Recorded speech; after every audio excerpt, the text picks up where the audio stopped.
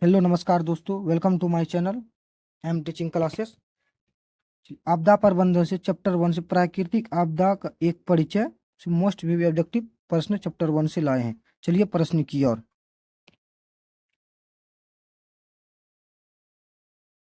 चलिए प्रश्न नंबर 1 है, मानव जनित आपदा है। देखिए मानव जनित आपदा क्या है? आतंकवाद जो मानव जनित आपदा है। अगली प्रश्न, सुनामी संबंधित है। देखिए सुनामी किससे संबंधित है? समुद्र से सुनामी संबंध है। चलिए अगली प्रश्न है, सुनामी का प्रमुख कारण क्या है? देखिए सुनामी का जो प्रमुख कारण क्या है? समुद्र में भूकंप का आना सुनामी का एक प्रमुख कारण है। चलिए अगली प्रश्न है, निम्नलिखित में कौन मानव जनित आपदा नहीं है? देखिए मानव जनित आपदा कौन नहीं है? सुनामी जो मानव जनित आपदा नहीं है। इनमें से कौन सी प्राकृतिक आपदा नहीं है? देखिए प्राकृतिक आपदा कौन नहीं है? आतंकवाद जो प्राकृतिक आपदा नहीं है। चलिए अगली प्रश्न है, इनमें से कौन मानव जनित आपदा नहीं है? देखिए मानव जनित आपदा कौन नहीं है? इनमें से जो कोई मानव जनित आपदा नहीं है। निम्न में से कौन प्राकृतिक आपदा नहीं है? देखिए निम्न में कौन प्राकृतिक आपदा नहीं है? देखिए प्राकृतिक आपदा कौन नहीं है? हिंसा जो है प्राकृतिक आपदा नहीं है। अगली प्रश्न है, बिहार में सर्वप्रथम भूकंप कब आया था? देखिए बिहार में सर्वप्रथम भूकंप कब आया था? 1934 में आया था। तो अगली प्रश्न है, इनमें कब विनाशकारी आपदा कौन है? देखिए इनमें कम विनाशकारी आपदा कौन है? देखिए कौन है? भूस्खलन। अगली प्रश्न है, सुनामी किस भाषा का शब्द है? देखिए सुनामी जो किस भाषा का शब्द है? जापानी भाषा का शब्द है। चलिए अगली प्रश्न है, इनमें कौन भारत का सूखा क्षेत्र माना जाता है? देखिए भारत का सूखा क्षेत्र कौन माना जाता है? इनमें से सभी माना जाता है। चलिए अगली प्रश्न, भूकंप का मापन किसके द्वारा होता है? देखिए भूकंप का जो मापन होता है किसके द्वारा? रिक्टर स्केल के द्वारा भूकंप का मापन किया जाता है। चलिए अगली प्रश्न है, बंगाल की खाड़ी का चक्रवात किन महीनों में भयानक होता है? देखिए किन महीनों में भयानक होता है? अक्टूबर और नवंबर के महीनों में भयानक होता है। चलिए अगली प्रश्न है, भोपाल गैस त्रासदी किस प्रकार का आपदा है? किस प्रकार की आपदा थी? ये किस प्रकार की आपदा थी? मानव जनित आपदा थी। चलिए अगली प्रश्न, इनमें कौन मानव जनित आपदा है? देखिए मानव जनित आपदा कौन है? इनमें से सभी होगा।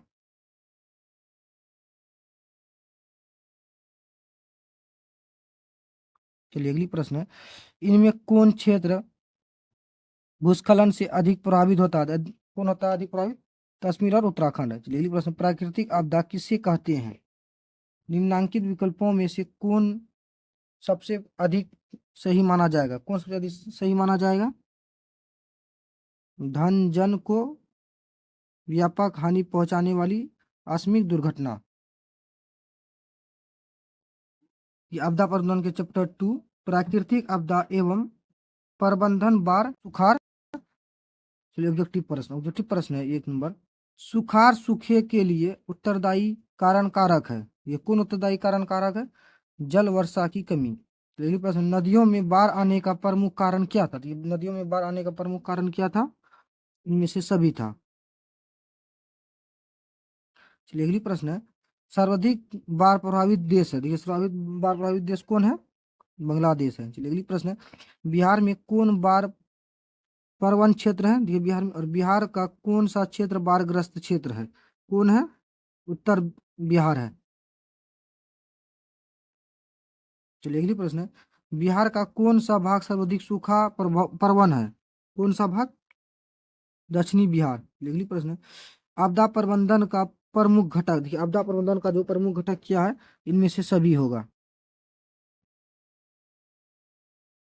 चलिए अगली प्रश्न, सुखाड़ किस प्रकार की आपदा है? देखिए सुखाड़ जो किस प्रकार की आपदा है? प्राकृतिक आपदा सुखाड़ है। अगली प्रश्न है, बाढ़ क्या है? देखिए बाढ़ क्या है? प्राकृतिक आपदा है बाढ़। बाढ़ से सबसे अधिक हानि होती है। देखिए बाढ़ से सबसे अधिक हानि किसको होती है? उपरोक्त सभी को होती है, फसलों को भी होती है, पशुओं को भी, भवनों को भी होती है। चलिए अगली प्रश्न है, कृषि सुखाड़ होता है। देखिए कृषि सुखाड़ क्या होता है? जल के अभाव में होता है।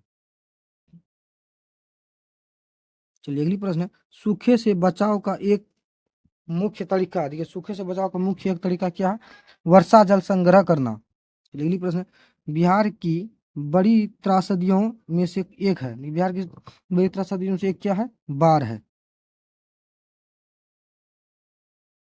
चलिए अगली प्रश्न है, बिहार में बिहार के कितने जिलों में आपात कार्यवाही केंद्र स्थापित करने की योजना है? 38 जिलों में। अगली प्रश्न है, भाखड़ा नंगल बांध किस नदी पर है? ये किस नदी पर है? सतलज नदी पर है। अगली प्रश्न है, पश्चिम बंगाल में बाढ़ की विभीषिका वाली कौन नदी है? देखिए, विभीषिका वाली कौन नदी है? दामोदर नदी है। कुशहा तटबंध किस नदी पर? देखिए, कुशहा तटबंध किस नदी पर है? कोसी नदी पर है। अगली प्रश्न है, निम्नलिखित में से कौन राज्य सूखे से सर्वाधिक ग्रस्त रहता है? कौन राज्य? गुजरात। चलिए अगली प्रश्न है, निम्न में से किस क्षेत्र के जाड़े के दिनों में बाढ़ग्रस्त होने की आशंका है? ये किस राज्य में? तमिलनाडु में। चलिए, सूखे की स्थिति किस प्रकार आती है? ये सूखे की स्थिति किस पर आती है? धीरे धीरे आती है। चलिए अगली प्रश्न, सतलज नदी पर कृत्रिम जलाशय बनाया गया। सतलज नदी पर गोविंद सागर पर बनाया गया है। चलिए अगली प्रश्न, बिहार में कितनी जमीन पर बहुउद्देश्य सामुदायिक भवन निर्माण की योजना है? कितनी जमीन पर? 4000 वर्ग फीट पर। चलिए अगली प्रश्न है, नदी के जल संग्रहण क्षेत्रों में